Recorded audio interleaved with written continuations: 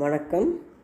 சின்னஞ்சிறுக்கிளியே என்ற சிறார் பாடல் தொகுப்பு நூலிலிருந்து திருமதி ரா. விஜயா ஆகிய எனது குரங்கு குட்டிகள் என்ற சிறார் பாடல் இசை வடிவில் உங்களுக்காக. குட்டி குட்டி குரங்குகள் கூடி தாவி மகிழ்ந்து கட்டிக்கொள்ளும் தாயிடம் காட்டும் சேட்டை பலவிதம்.